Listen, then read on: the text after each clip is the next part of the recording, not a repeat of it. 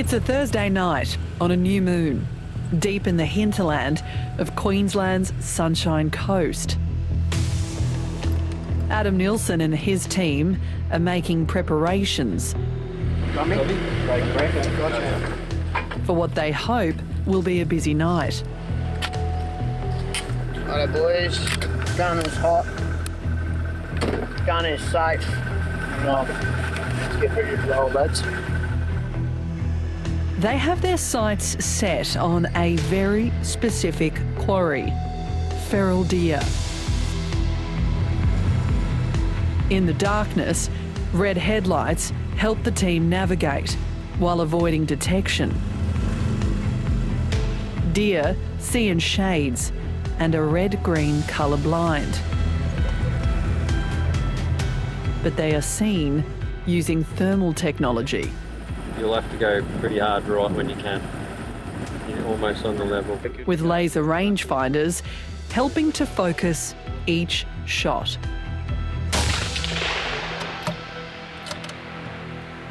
One copper bullet takes a deer down before the other realises. Stealth and accuracy, all part of the protocol observed by a team doing a lot more than hunting feral animals. They're harvesting wild meat. Yeah, it was a really productive night. 6 deer in about 2 hours, so really, really good. 1 lap around the property, so yeah, very happy. Adam Nielsen's hoping he'll get about 200 kilos of venison from the night to sell at local farmers markets. But there's a lot of work to do first. Given Adam's commercial intentions, the law requires that animals have to be carefully dealt with. Loading and unloading carcasses, the handling of cleaning chemicals and equipment, and even the form and function of the vehicle used in the field must meet Safe Food Production Queensland standards. So we got all chisel deer tonight. These guys are a good deer to get out of the ecosystem. They are the rabbits of the deer world. They don't have a set breeding season like red deer, fallow deer and rooster deer. These guys can literally breed all year round. Only a few hours after they started out, the team leave the property, one of many affected by a growing pest problem, feral deer. There are 4 species in Queensland, and it's believed there are tens of thousands of the animals roaming wild, steadily growing in number and spreading into new areas. They bring a lot of tick in, and our irrigation paddocks down here behind us were just getting smashed by them. We had to give up on 2 of them. We just couldn't get hay off them, couldn't get a cut off them at all. John McMillan breeds Angus and ultra black cows. He sought Adam's help as a cost-effective means of keeping deer numbers down. Since Adam's come, there's been a bit of a decrease in the deer, thankfully. Prior to Adam coming, there would have been mobs of 50 and 60 around in one paddock. Go over to the hill to the next paddock, and there'd be 50 or 60 waiting there. Come back under the cover of darkness and you'd find twice as many. John tried culling numbers himself, but it was too labour intensive. Fencing was also an option, but the numbers didn't add up.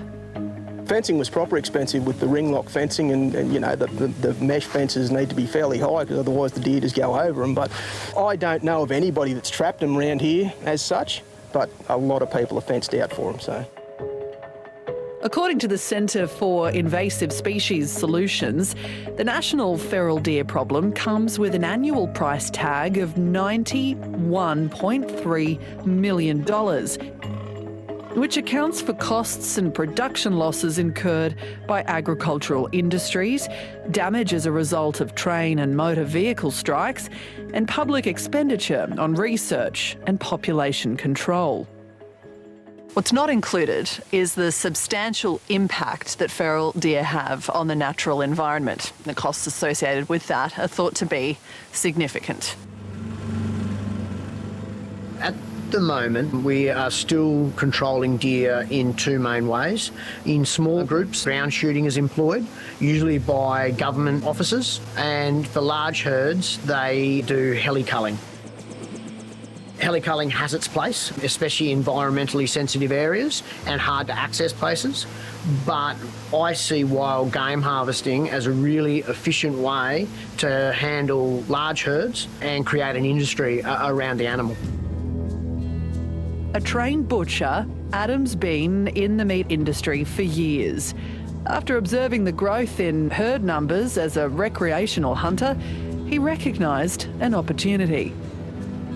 Recreational hunting is seen as an effective way of managing small herds, but large herds, there's just not enough efficient recreational hunters out there. So when I proposed a commercial harvesting operation to the property owners where I had access, they were super keen.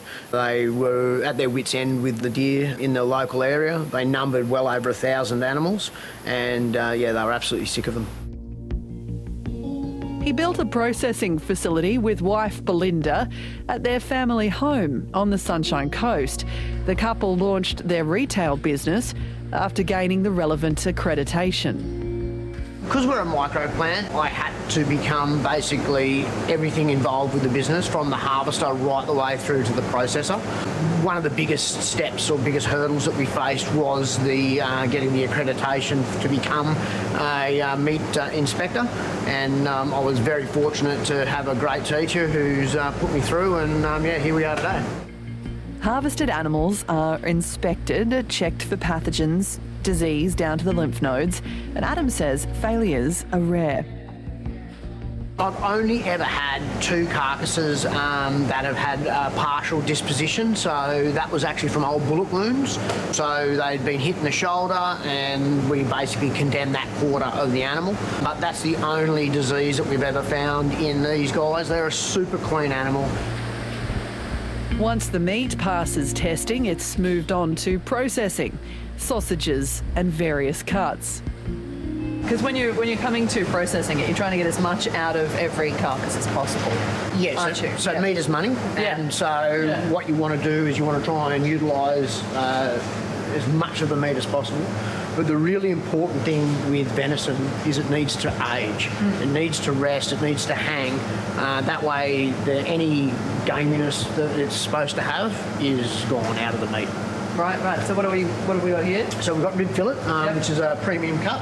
So this is the sirloin end of the rib fillet, so down near your rump. And then this here is your rib fillet itself, which is up over the back of the ribs. Premium cut for us and super popular at the markets. Solid hair fibre. While business is growing and the pair are focusing on boosting online sales, as well as a side business of leather goods, which keeps waste to a minimum, there's still some resistance to the idea of venison, wild caught or otherwise. It's a little hard to get Australians to try the venison, but once they try it, they love it. It's very well received from Americans and Germans and South Africans. It's normal in their country to eat this type of thing. But yeah, once the Aussies try it, they really enjoy it. Converted a couple of vegans? Converted a few vegans, got them back to eating meat and bone broth and things like that. I think they really like the sustainable nature of what we do.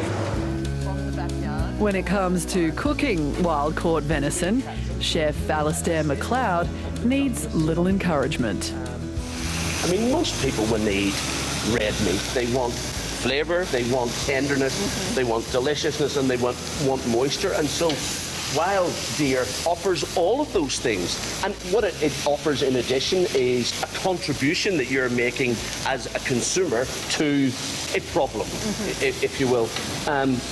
But even if you don't care about any of that stuff, it's delicious and you're feeding your family nutritionally dense food. Feral deer is a source of protein, and their removal makes life easier for landholders. Time and money, mate. You know, it's hard going if you're trying to feed sort of 350 of your own cows and you've got to feed 500 deer as well, so it was becoming a bit fruitless. We were just shooting them and taking them away to a pit and burying them, yeah. I think it's such a waste. In this day and age, when we're talking about sustainability and green and trying to be as environmentally conscious as possible, we need to change the practices around pest management.